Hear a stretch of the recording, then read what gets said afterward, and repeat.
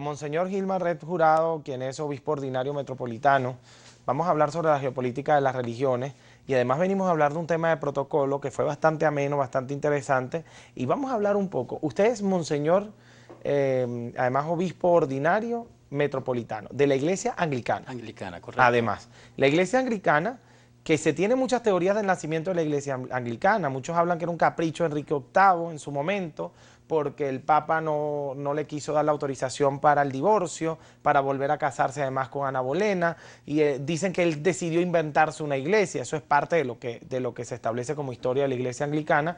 Muchos otros dicen que eso no es así, que la Iglesia Anglicana tiene sus bases bien sentadas, que viene desde mucho antes. Hablemos un poco de esto. La Iglesia Anglicana, desde su nacimiento, y qué representa un obispo de la Iglesia Anglicana, sobre todo para nuestro país, en donde no tiene tanta fuerza la Iglesia Anglicana, o por lo menos eso es lo que parece. Sí, en primer lugar, la Iglesia Anglicana tiene su identidad y a veces la historia tergiversa y maquilla según la hegemonía del poder. La Iglesia Anglicana nace precisamente desde siglo III, que decía la Iglesia Anglicana, la Iglesia de Asia, la Iglesia de Grecia, sí, se le daba una identidad. Se dejó siempre entredicho de que la Iglesia viene de un proceso de un rey, de una monarquía que se quiso imponer para invisibilizarlo. El problema no es aquí doctrinal, aquí el problema es político y personal.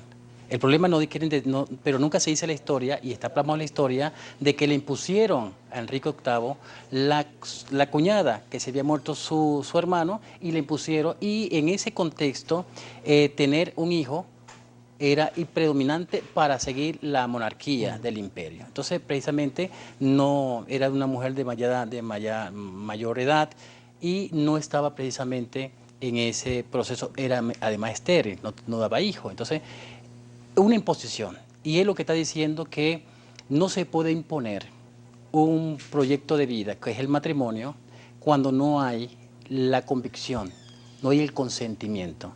Y él consciente, y es bíblico, dice un momentico, a mí me impusieron algo que yo no decidí.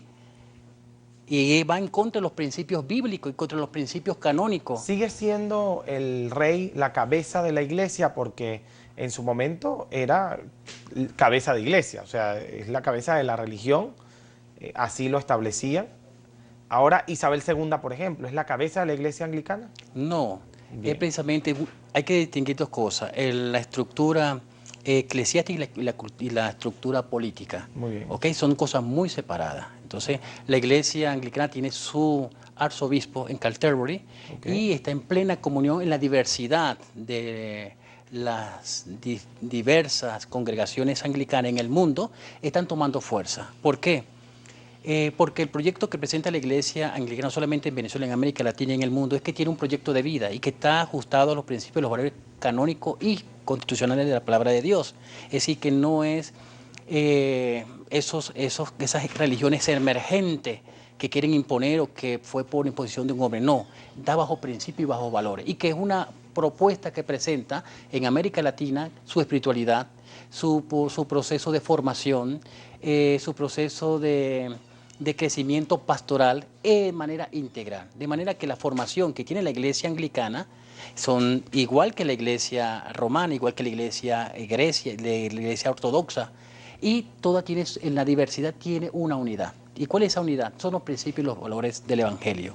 Eso es lo que predomina. Entonces, quizá no tiene fuerza en América Latina porque no se le dio realce, ¿okay? Porque siempre se buscó la manera de estigmatizar, y dentro de la parte de la geopolítica de las religiones, siempre busca uno imponer frente al otro para invisibilizar. Justamente ese es el tema que íbamos a tocar. La Iglesia Anglicana también ha tenido una participación interesante en la geopolítica mundial, porque ha sido una iglesia de mucho poder, de mucha decisión, de mucha palabra, y que además ha aprendido a compartir con las demás religiones. De hecho, el Papa, no solamente el Papa Francisco, el Papa Juan Pablo II tendió la mano muchas veces con la Iglesia Anglicana, con las autoridades de la Iglesia Anglicana, para justamente mostrarle al mundo que la geopolítica mundial está cambiando. ¿Cuál es el rol hoy de la Iglesia Anglicana en la geopolítica? Bueno, es interesante. En el Vaticano hay un obispo anglicano que está orientando al Papa Francisco en cuanto a la relación de los proyectos de vida en el sacerdocio.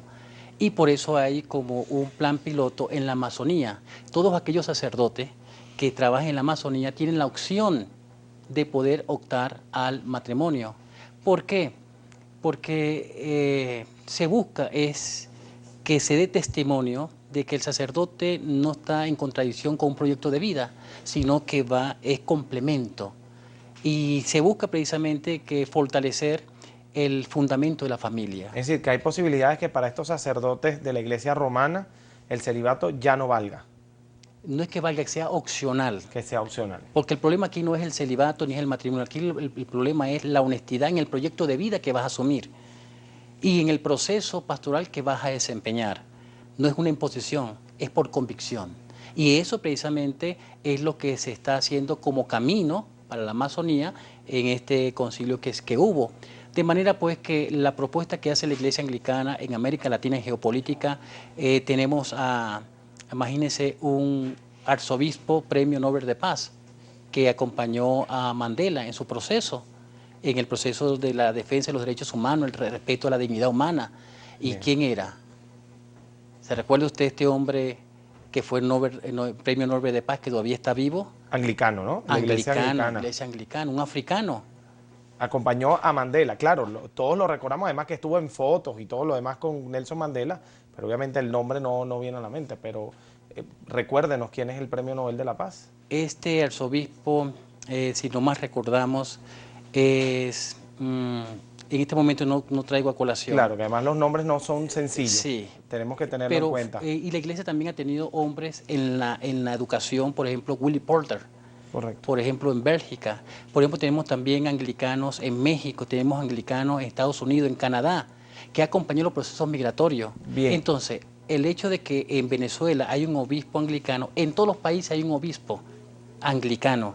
Es decir, que está en el proceso de acompañamiento a todas aquellas confesionalidades, porque la Iglesia Anglicana tiene su postura católica y también tiene su postura protestante. Tenemos que despedir el programa, se nos acabó el tiempo, además que interesante, y creo que la presencia de la Iglesia Anglicana y de cualquier iglesia hoy es para derribar los muros entre las propias iglesias. Y buscar la reconciliación nacional. Exactamente, para derribar todas esas cosas que distancian a las religiones entre sí y que cada vez generaban más conflictos, pero que seguramente están apostando para disminuir estos conflictos, para acabar con estas diferencias. Agradecidos como Muchas señor gracias. Gilman Returado por su presencia acá en Brújula Internacional. Nos toca despedir ya el programa, pasó demasiado rápido el tiempo. Ya pues lamentablemente ponemos punto y final a Brújula Internacional el día de hoy. Será hasta mañana, como dice el embajador Pineda, con el choque de las imágenes, la fuerza de las palabras y los análisis en profundidad. Tarea para la tarde.